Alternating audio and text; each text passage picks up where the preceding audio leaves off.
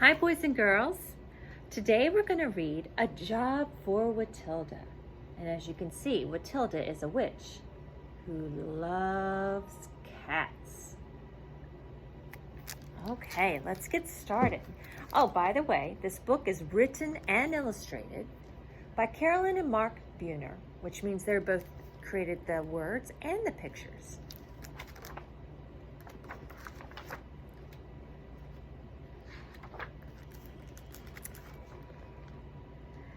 There were cats on the table, cats on the chairs, cats on the sofa, the bookshelves, the stairs.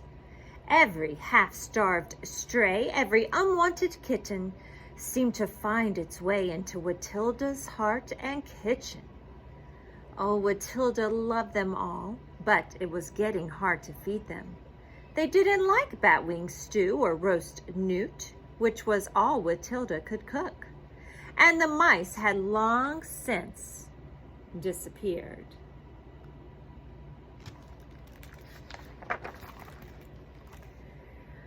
We're down to our last dried rat, Wittilda worried. Meow, the cats queried. Meow. There's only one thing to do, Wittilda decided. I'll have to get a job. I'll go and talk to Aunt Bort. Maybe I can work for her. Wittilda kissed 47 soft noses and set off for Aunt Bort's hair palace.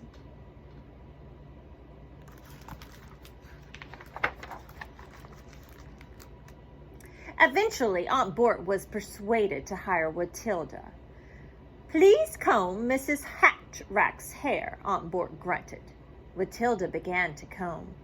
How boring, she thought. I can do better than that. So there's Wittilda combing away. Mrs. Hatrack's wispy hair reminded Wittilda of spider threads.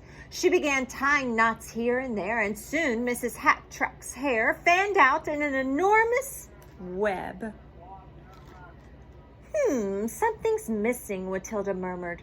Reaching deep in her pocket, she pulled out a small black spider and placed it carefully in the web of hair. Don't move, she cautioned.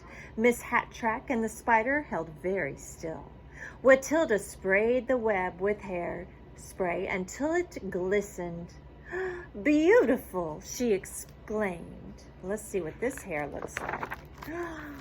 Oh!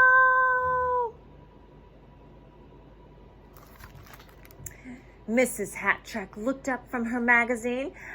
Ah! She screamed. I think it's pretty. Oh, Wittilda, Aunt Bort thundered. What have you done? I think it's pretty, Wittilda said defensively. You're fired, shouted Aunt Bort.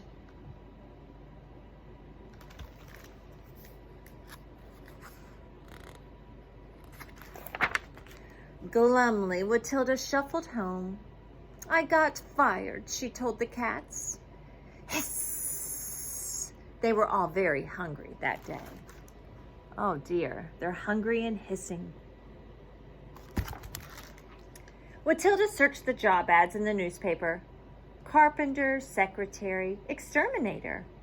Rats, muttered Wittilda, then her eyes lit up as she read. Delivery person wanted evenings, must have own transportation, apply in person at Dingaling Pizza. Oh, it's perfect, she cackled.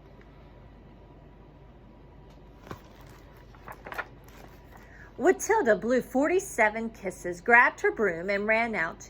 She skidded to a stop at Dingaling's and waited nervously with the other applicants. Oh, there's a line for the job. Suddenly, the door burst open. Out came Joe Dingaling, his arms loaded with boxes. Here you go, barked Joe. 5 pizzas each to deliver. The first one back gets the job.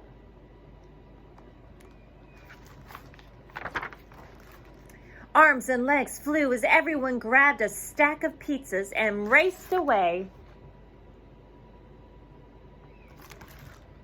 Wittilda mounted her broom and chanted, "Notions and potions, buzzard stew, curdle a girdle with rattlesnake glue, rickety rackety, my one green eye, loomity broomity, time to fly." Wittilda shot up into the night. She dipped and swooped through the air to the first house on her list. Miss Pink was surprised to get her pizza so soon. "Extraordinary," she fluttered, counting out money for the pizza. Wittilda whizzed around the block to the Muzzles, down the street to the Zippets, then flew across town to Mr. Boney's.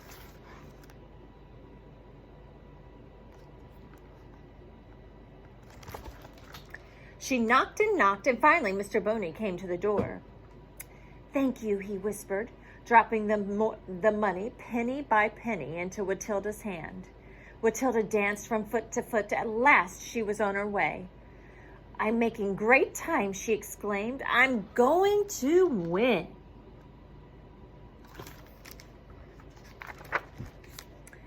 As she was rising up in the air, Wittilda heard a tiny sound. Silently she hovered. "Meow." Anxiously, Wittilda peered around. A bit of white high in a tree caught her eye. "Oh, the poor little thing." Oh, it's a cat. And we know how much Wittilda loves cats. Just then, a motorcycle roared around the corner. It was one of the people trying for the job at Dingaling's. "Oh, what shall I do?" Wittilda agonized. "If I stop to help the kitten, someone else will get back to Dingaling's before me. I'll come back later." She began to glide away. "Meow." "Wait, I'm coming," shouted Wittilda. "Don't move." She couldn't leave the kitty.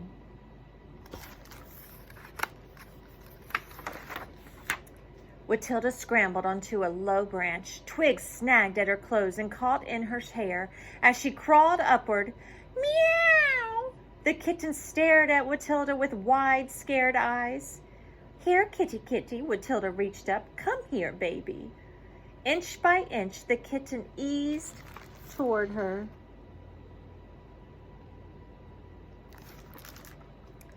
As Wittilda reached out to grab the kitten, a sudden gust of wind shook the tree. Wittilda and the kitten plummeted head over heels to the ground below. "Oh, are you all right?" Wittilda asked.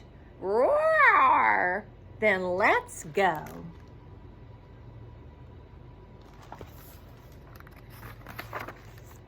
Luckily, at the last house, Mrs. Noodle was knitting on the front porch. Wittilda tossed the pizza box onto her lap.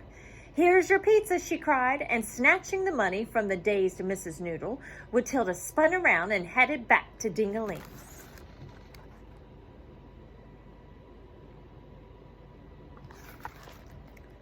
Oh, there she goes, with a kitten on her back.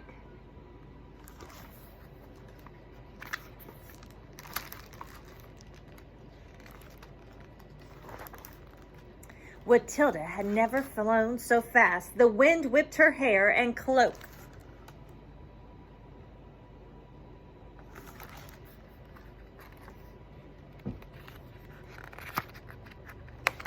Seconds later, she stumbled breathlessly into Dingaling's.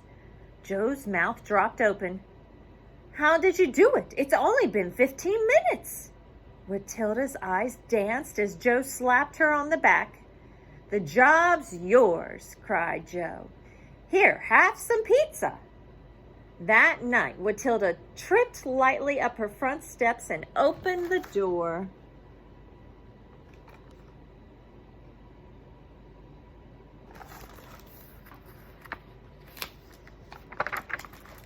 "I'm home," she sang, "and I got the job."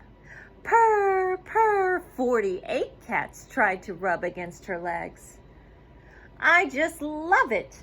And Wittilda set the Dingaling special combo down on the table. You're all going to love it too. There's kitties everywhere. Look at that one trying to get in the fishbowl.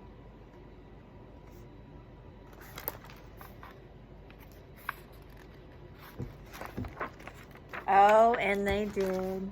Everyone loved the pizza. The end. I hope you enjoyed the story. Until next time.